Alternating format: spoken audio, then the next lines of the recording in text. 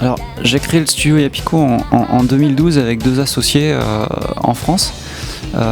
Parce que c'est né de la volonté de vouloir faire travailler des artistes français et japonais ensemble sur des projets originaux afin de créer des choses un peu nouvelles. On est parti de l'idée qu'il n'y avait pas de structure de ce genre-là au Japon et qu'on aurait une chance de faire quelque chose d'original avec ça et de profiter de l'expérience que j'avais au Japon. Ça fait 10 ans à peu près que je suis au Japon et j'ai lié un network plutôt assez important avec les Japonais qui fait que ça peut nous permettre de convaincre des Japonais de travailler sur des projets européens et des Français de venir travailler avec des Japonais qui ont envie de travailler justement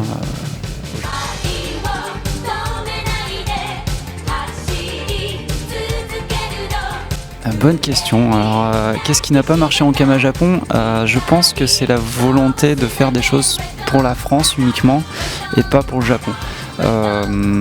Les Japonais sont intéressés. Alors, un artiste à la base a envie de faire des choses et d'être reconnu pour ce qu'il fait. Donc, c'est le cas des Japonais quand ils font des projets. Ce qui s'est passé en Kama Japon, c'est qu'on s'est mis à faire des choses uniquement pour la France. Et du coup, les artistes qui travaillaient sur ces projets-là n'avaient aucune visibilité par rapport à leurs confrères japonais. Donc du coup, pour eux, c'était pas du temps perdu, mais un peu. Parce que ces années qui passaient à faire des choses pour la France, personne ne le voyait. Wakfu, malheureusement, n'est pas vu en France. Et donc leur nom avait tendance à s'oublier des personnalités comme Iwasa, par exemple. Travaillant pendant 1 an sur Wakfu, les gens se demandent, mais il fait plus rien. Bah si, il travaille en France, mais les Japonais ne savent pas puisqu'ils ne connaissent pas Wakfu. Donc ce qui fait que les Japonais sont un petit peu désintéressés à un moment détourné de ce qui se faisait en Kama Japon. Et puis en Kama aussi, il y a eu quelques problèmes de communication, on va dire, qui font que le studio non plus n'a pas continué l'expérience.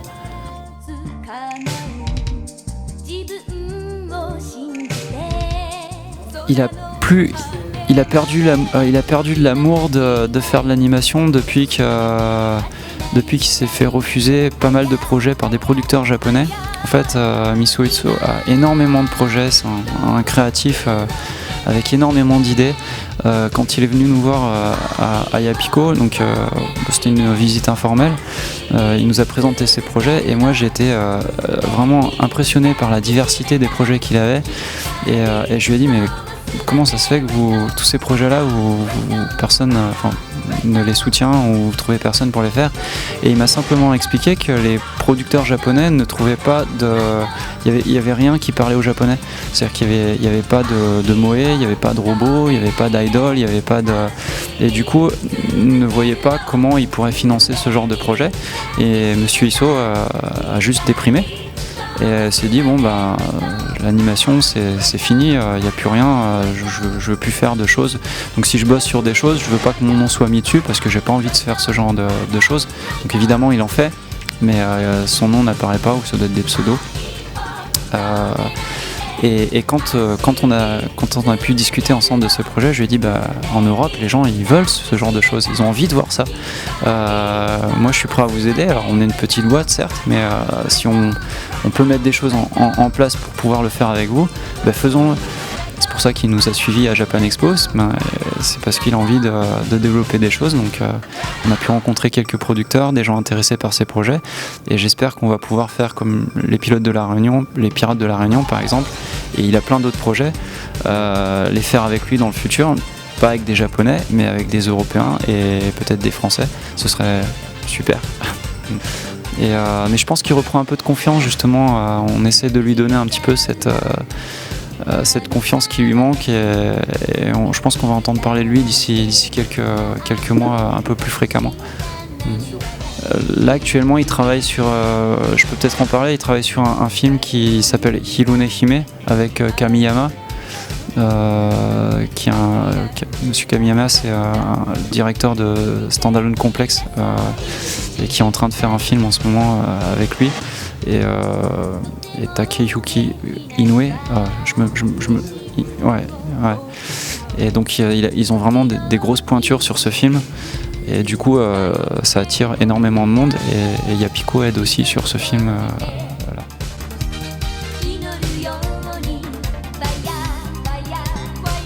Du tout, non, c'est un casanier et il connaît rien du tout, mais par contre il adore se documenter et puis il aimerait bien aller voir ce genre d'endroit. La Réunion à la base c'est pas un projet à lui.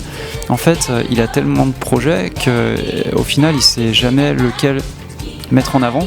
Donc quand il est venu me voir, il a fait qu'est-ce que tu penses de mes projets? Je fais ils sont tous super. Enfin, je lui ai donné peut-être des avis un peu plus positifs sur certains d'entre eux, et en lui disant ça pourrait peut-être plus plaire à un public européen, celui-là peut-être un peu moins. Et il m'a fait je sais pas, c'est quelqu'un d'assez hésitant. Et toi, qu'est-ce que t'as comme projet? Moi je suis originaire de la Réunion, donc j'ai quelques idées comme ça. Et il me fait vas-y, parle-moi. Donc je lui ai donné mes idées. Et il fait c'est super, faut qu'on fasse des choses là-dessus. Et 2 semaines après, il revenait avec plein de dessins et il me disait regarde, j'ai fait des trucs, j'ai fait des recherches et ça, qu'est-ce que tu penses de ça? Et ça, est-ce que tu penses que ça peut plaire là-bas? Je fais oui, peut-être, mais vas-y, faisons un projet. Je fais d'accord, ok, on va essayer. Puis et on a rencontré hier, pas plus tard qu'hier, donc on a rencontré des gens de la Réunion, de la région Réunion, qui sont prêts à soutenir le projet, et l'inviter à l'île de la Réunion pour faire du repérage, pour qu'ils puissent s'imprégner un peu plus des choses. Là, pour l'occasion, on veut vraiment parler de l'île. Ce qui l'intéresse en fait, c'est les diversités de décors qu'il y a sur l'île. C'est une île qui va de 0 à 3000 mètres avec des microclimats partout.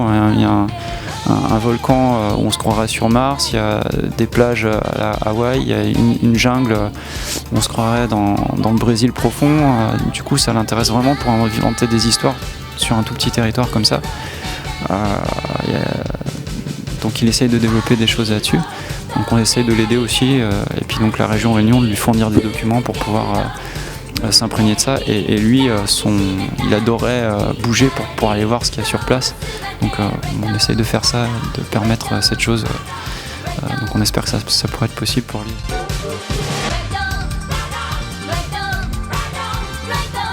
Non, des financements simplement, arriver à convaincre le CNC par exemple, arriver à convaincre la région Réunion d'investir, mais a priori je pense pas que ce soit un problème quand des gens comme ça s'intéressent. Chez Yapiko on est 3 fondateurs, après on tourne énormément avec des freelances parce que c'est en fonction des projets. Quand on a un projet on appelle des gens, quand on n'a pas de projet malheureusement on essaie d'en développer, de chercher d'autres projets. On espère pouvoir grossir très bientôt, mais pour l'instant on tourne à peu près à une dizaine de personnes au studio constamment, mais principalement des freelances. Voilà.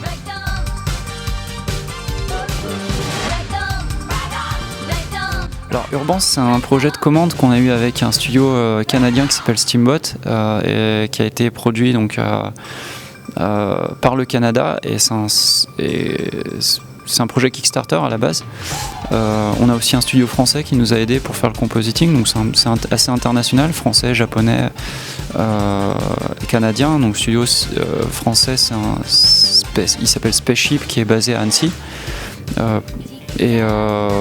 Donc c'est un projet qui va avoir sans doute des suites en film et en série d'ici peu.